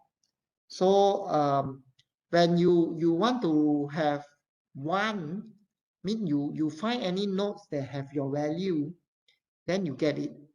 Then the consistency level is very low. It's the minimum, it's 1. And then if you want to have very highest consistency for read, then you need to specify all, meaning all the replica consists of the value you need to access to all replica, and then you must ensure that all must have same value. Okay, if some value are not consistent, then they will do a repair. Okay, they will take the latest one, because remember each column they have timestamp, so they can compare the timestamp which one get the latest value, and then you will reconcile, update all, and then you read. So this is a highest consistency all. One mean you don't care. Anyone give the value, I just get it. Okay, write consistency. Number of nodes must be updated before write is considered successful. Any to all. Okay. So for example, when you want to write a particular node, when you say any, mean when it only need to write into the commit log of any node, then it will continue. Any log, commit log, that commit log of the node, sometimes it's not. You remember, let's say replication factor is 3. Okay, so it need to hash the key to find where it need to store. It need to store in A, B, or C. Let's say you have A to Z node. Then you need to find, I need to keep in A, B, or C. A, B, C, for example. Okay, but when you put the consistency level as any, mean even though I'm not write to A, B, and C yet, I just write to any node, commit log of any node. Okay, before I hash it, I flush it from my memory table, write it to sorted string table in one of the node. Okay, I consider successful. So even though your node A is sphere, or B is sphere, C is sphere, or ABC is sphere, you still can consider your write is successful because you choose any. Okay, then the moment, let's say your node become available, A come out, or B come out, C come out, then your the data that you write to commit log or whatever will be returned to either A or B and C when they are up. Okay. Quorum commonly used middle ground consistency level defined as replication factor divided by 2 plus 1. Okay. So quorum mean let's say your replication factor is 3, mean you at least you need to write 3 copy. Okay. Then now if you use quorum mean 3 divided by 2 is 1.5, right? 3 divided by 2, 1.5 plus 1, 2.5 mean 2. So at least 2, then it will consider successful. So for example, you have use quorum. If your replication factor is 3, then at least 2, then it will consider successful. So write consistency 1. So client replication factor 3, insert into table column 1 value, this one using consistency 1. So these are example lah, use 1. So here is supposed to write to node 1, node 2, and node 3. So at least one of them successful, then it can continue. In this case, R1 is successful already, so it can continue. So write consistency using 2 column. So let's say your replication factor is 3, so at least node 1 and node 2 give answer, then you can continue. Okay. Write operation hinted handoff. Write intent for a node that offline and online node processing request made on node. Right once come back offline. So this is what I mean lah. Even 1, 2, 3 all off. Okay. So it still can do because you write into node 4 in the commit log of node 4. So 1, 2, 3 is not there, it still can work. Okay, because they hand off. The moment it go up, then it will write to that.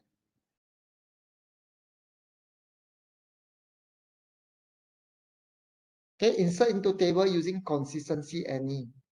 Does not count toward consistency level except any. Okay. Tombstone, it used like when you delete, for example, when you delete a file in your this one, it will store in a recycle bin, right? So it not really delete yet. Then you can recover back from your recycle bin. Okay. So but in the this one same, it will put a tombstone. Okay, tombstone. Then and then tombstones. So tired. Tombstones. I pronounce wrongly. Okay, you use a marker, and then maybe you can unremove. Okay. One on delete request record a mark for deletion. Okay. On major compaction. Before compaction, you might able to recover, but once major compaction finish, you cannot recover already. It's like one you flush from your tombs, you empty your recycle bin, then you cannot recover already. Okay.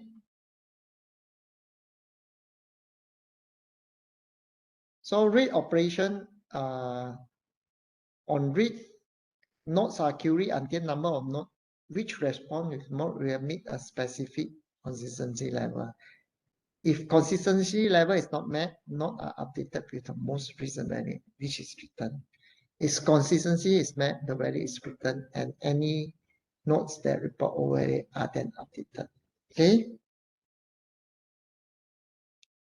So read repair. So consistency 1. So node 1 will give the value, and later they will update the value 1, 2, 3 will reconcile with the latest value. A Bloom filter provides a fast way to check if a value is not in a set. Okay, these are another thing in this one is using Bloom filters. Some are, if you do not really understand and so on, you can Google also, and with more example, then you can understand better. Okay, because I'm going very fast, so and don't have time to tell one by one. Okay, this one we skip. So typical cluster, this is how we organize the cluster. Okay, with node and this. Okay, and cluster management, you can use the scatterback to manage node. Use gossip for node membership and so on. So if node is 40, then the suspicion level monotonically increased with timeline. So you have what is this called? How to pronounce this? Is it pi or phi or whatever? D is K. As D, it will increase the value where K is the threshold of variable depend on system load, which tell a node is that. Okay, if the value is become K, then the node is no longer correct. So if node is correct, phi will be constant set by application. Generally, phi t is 0. Okay, bootstrapping and scaling. Two ways to add a new nodes. Okay, new nodes get assigned a random token which give its position in the ring. Okay, it gossip its location to rest of the rings. New read is config file to contact its initial contact point. Okay, new node added manually through CLR or web interface. So you can add two nodes either by add manually, okay, or you get assigned with a random token, or read this config file to contact the initial contact point. Scaling in Cassandra is designed to be easy, and lightly load can move in the ring to elevate heavily. Okay, local persistence rely on local file system for data persistency. Write operation happen in 2 steps. Write to commit log in a logical disk, local disk of the node. Update in memory data structure. Why 2 step? Okay, as I say or any preference. Normally, you do the slow one first because the update in memory very fast so the slow one finish, then you update in memory data structure. The slow one will take at least factor of 10 times slower. Okay, so you make sure the slow one can finish, then only you update the memory. Okay, read operation look up in memory before looking up file on this. Okay, this as I say, memory becomes faster. So if you cannot find in the memory, then only you looking up in the file.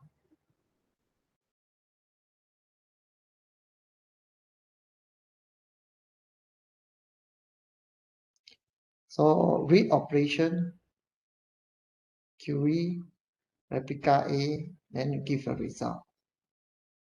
And then if a digest or response, ensure that they are similar. Okay, so the CQL is like SQL, so you can create your table, your database, create key space called demo with replication class equal to simple strategy replication factor 3. Now you create database first. So this database is called the demo. Let's say you want to create application called demo. Okay, after that, then you create table. Okay, table is called column, is a column family just now. So here we create two tables. One is called user and one is called tweaks. So for example, Facebook lah. Let's say by Twitter lah. Let's say like Twitter using Cassandra. So tweets. So you want to create two tables, two column family. So email is string, bio is string, and then birthday is timestamp, active boolean, and then your primary key is email. So email will use as a row ID. Okay, inside you have how many columns? You have 5 columns. Okay, including your row ID email. Okay, 5 columns. Okay, whether you are active or not, your email and you have four columns. Your email, your bio, your birthday, and your whether you're active or not. 4 columns, and one of the column used as a ID, which is email. Okay, so the create table tweets email, time posted, timestamp, and tweets. Okay, and here is create a composite key. So you have 2 keys as your ID, email and time posted. Okay, so you will insert into a user email bio. So it's value John, and then your bio and your birthday, and then active is true. Okay, so timestamp is few are specified in this case. Normally this timestamp you don't specify 5.1 this one. You were using programming to get the time from your system. Okay, and then insert it. So you don't create 5.1 this one value. Okay, this is only example. Okay, Cassandra query language CQL querying table, select asterisk from user. So it's something similar like SQL lah. Okay, something similar like SQL. Okay, slice predicate data structure describing column to table. So this one you have more complicated things which is not similar to relational database because it have a range. Okay, you can slice the range from column 1 to column whatever finish column. Okay, and also you can have just now what I say, the super column. So super column you have map. Okay, we go slightly faster. These are the column are sorted according to and row are placed according to that partition.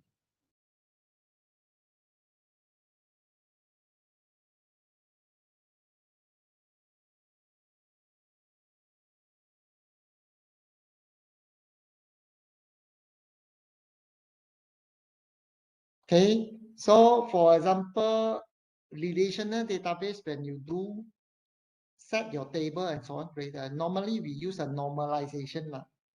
Normalization means we want to avoid duplication of data. Okay, by keeping as minimum as possible the key, those that value only depend on the key. It cannot depend on other attributes. So we keep it as minimum as possible according to set theory. Okay, these are relational database called normalization. Okay, so you have Here 1, 2, 3, 4, 5, 6. You have 8 entities. You have 8 tables. But when you go for no SQL like Cassandra, you don't care about normalization normally.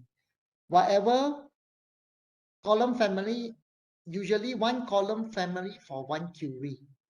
Whatever you want to ask, you find that from one column family, and you don't join them with their clause, like put primary key and foreign key. You don't join them.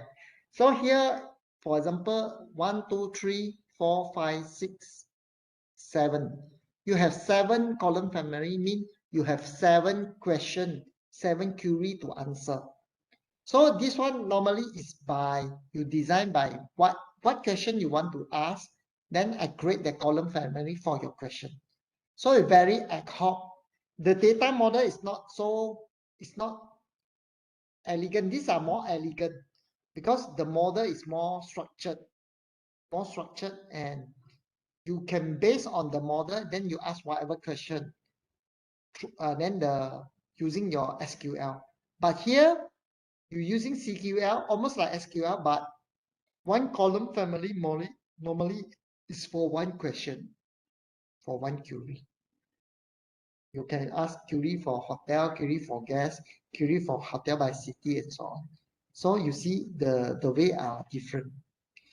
You need really fast write when you want to use a Cassandra. You need durability. You have lots of this one, more than 3 server. Your apps is evolving. So if your answer to yes, then it's a good fit. If no, then maybe you use a normal relational database is good enough for you. Okay. Your programmer can deal with documentation, complexity, and consistency model, change visibility. Your operation can deal with hardware, can move data, and can do monitoring or not. Okay. So Cassandra, we start with C lah. C asterisk is Cassandra. With hardware, you need to normalize data without considering exact query. But with Cassandra, the data model is designed for specific query. Just now I mentioned lah. Cassandra cannot join and don't have relationship or foreign key. So it's more simple, Cassandra, but it consumes too much data because it don't care about storage. Storage is for them is like free. So it create column and then it can whatever data need from other place, then it create one big column family. And then you serve the specific query with that column family. Okay? So that the design. But at the end, maybe once you finish query and so on, you finish your report, then you need to maybe clean your database there. Because your data may take from different source. Your Cassandra database may take from getting the source from relational database also possible because you dump everything inside, then only you do processing. Okay, batch processing. Because your processing maybe will take longer time, so you don't mind to stream all the different data into one big table, into one big column family. And then from there you process. Okay, once you do everything, you finish, you get your report done, then you might throw away your empty your column family. Maybe. So comparison with MySQL, Cassandra, write, you see the write is in 0.12 millisecond. Whereas when the for MySQL, it takes 300 millisecond. Of course, here use more than one node now. Because MySQL cannot scale to many nodes, but Cassandra can use many nodes right in the same time. So they are doing parallel write and parallel read. So in this case, it makes it more faster in that sense because you have a parallelization. Okay. We don't have hands-on lah, but you can create if you want to practice. You can use the tutorial Cassandra tutorial from Guru 99, and you also can have a free account Cloud Cassandra on the this data stacks. Okay, free account. Forgot already what account free.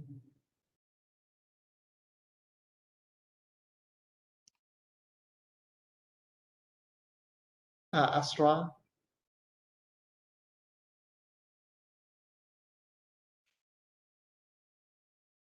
Okay, so you can go into, for example, dataset Astra DB. Okay, Astra DB. Okay, sign in this one with Google account. Then you can play with Cassandra command, Cassandra cloud database on the cloud, free, especially for education. Okay, data stacks. Okay, you can Astra you can type Astra.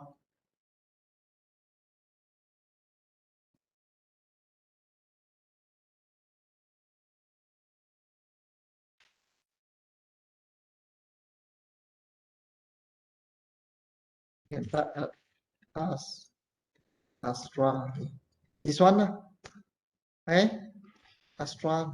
This one, okay, AstraDataSet.com. This one you can play with it. Okay, and there are also many tutorial on the Google, you can Google tutorial on data stacks in Google, Guru 99 and so on. There are courses also, free courses, free hands-on courses. Then because I give you concept, but you need to practice, create table, all this is very consuming. At least you need to take for 2 days to familiar yourself, 2 days, all the CQL command. Okay, you can type Cassandra tutorial. Okay, you need to pay lah. Tutorials point don't need to pay lah. Guru 99 don't need to pay lah.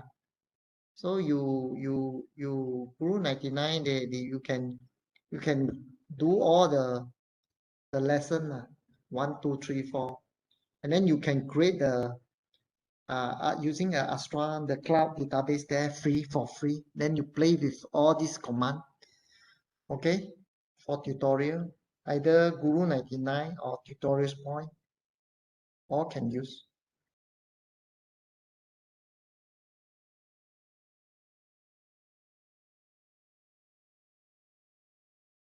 Almost 9 o'clock. Okay, so Facebook one of the best example. That's why they said Netflix also watching video and so on, they are using Cassandra. Spotify, all these are popular software company, IT company in US. Okay, Fortune 500. Okay, so they are comparison is much faster. So Cassandra advantages, good for time series, high performance, and so on. So if you want to do time series data for Cassandra, is advanced level how to do that, how to modify. And I didn't cover in detail because there are much more things. For example, how to do maintain the order, how to use indexing, how to order your database. Because here is not for example, Cassandra is not recommended you want to read record one by one in order. This is not the strength. The strength is get the data very fast by using key and value, and then you do other kind of processing, but not read continuously. So when you read continuously, you will defeat the purpose of this one. But anyway, there's also allow you to do that using a partition concept of partition and key partition. So that you need to use a composite key and partition key and index. So that it's an advanced thing that I'm not cover here. And also the time series, because you can put it's a big table, you can put many attributes inside your your column family. So your time you can put there by how many minutes, then you give a one value, key value, key value. So your time series can become a horizontal instead of vertical.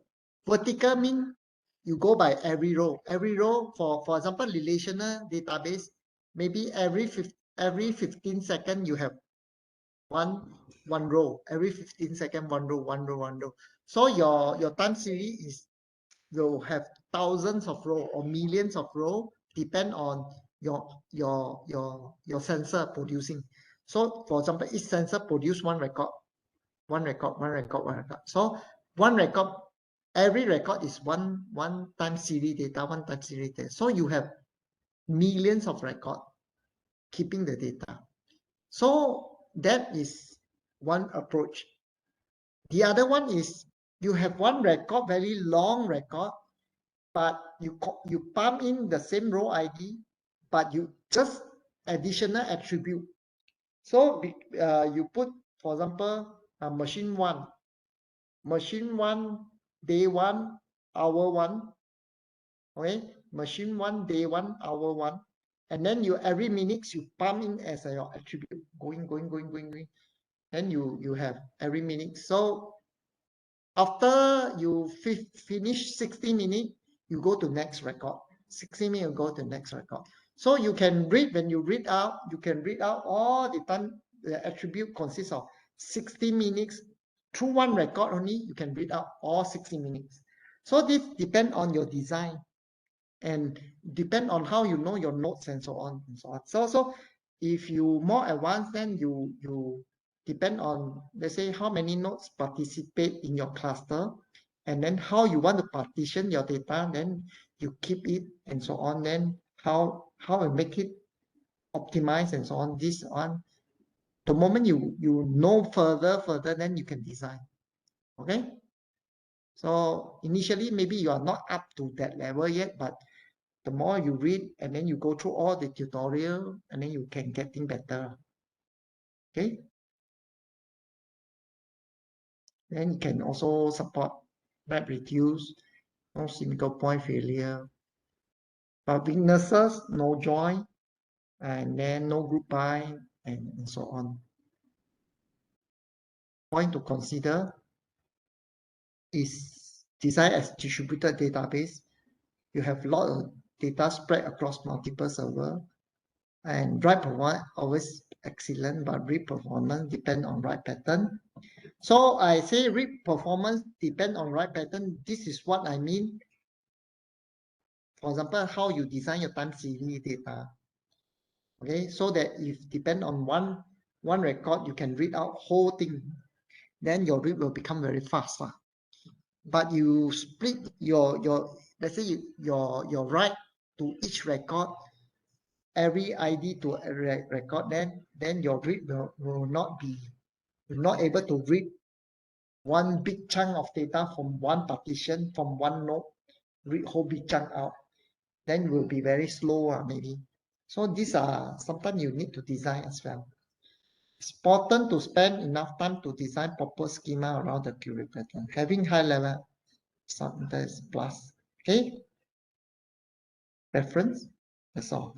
So I think cover more than 100 slides in 2 hours plus is considered a very difficult for me and you lah.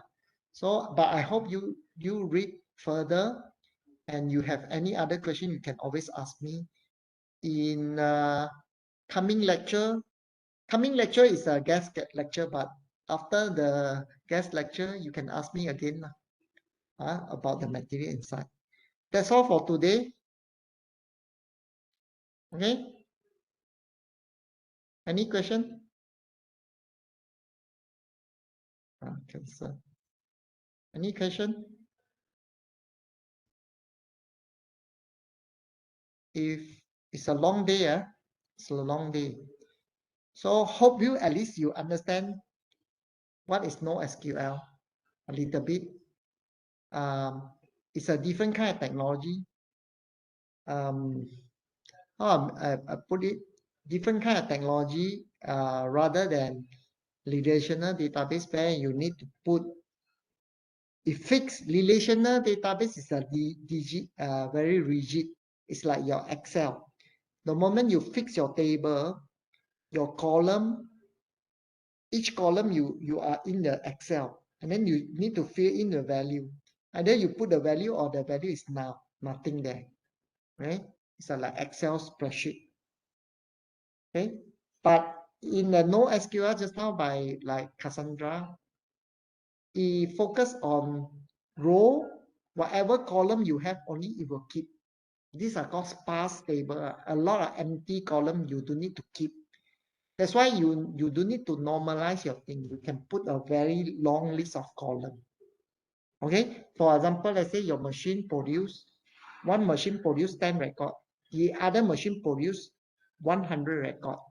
Sorry, produce one machine produce, let's say in that time produce 10 readings, 10 readings, value readings. The other machine in that time it produce 100 readings. Okay, so you can use for example, in that sense you can use Cassandra to keep 10 readings or 100 readings as one record. Right, as a one record. So if produce 10 readings, then it keep in that one record only 10 readings. The other one record consists of 100 readings. So in that sense, NoSQL is very useful for you because the list is variable. Okay, hi doctor, say something. So yeah, all right. Sorry, wrongly sent. So I try to conclude conclude the important point. Okay, so that's a bit different already. Then one good thing about Cassandra, it focus on A and P, as availability and partition tolerance, meaning your machine down is still workable because it's not used solo, it's not used single computer. It use many P2P nodes as a cluster inside cluster, even across data center, across rack. So these are very good point. And then the more you add the server, the more storage you will get. And then you can write in parallel and read in parallel. So it makes this thing unconventional. It makes this thing very fast compared to traditional DBMS or parallel DBMS, which may bound to the limited hard disk that they share or limited shared memory they have. Because here you use share mapping architecture, everything that as a standalone PC or everything connect only by middleware. What is the middleware here? The middleware is Cassandra DBMS. Okay, that's all for today. Any questions? I just recap lah because very long lecture. And then I give CQL, CQI, command link interface, and then the CQL, you can familiarize your CQL. Then you can go to extra data stacks website to create free account. You can learn it tutorial to familiarize with CQL command. Then you can start doing project. You can write Python code. You can write this one because that, for example, the workshop that I carry out, we have done the Python with Cassandra, okay, and see how you can get access to the DBMS on your physical hard disk, on your physical node, and from the cloud, okay, but cannot do it here because the time limited.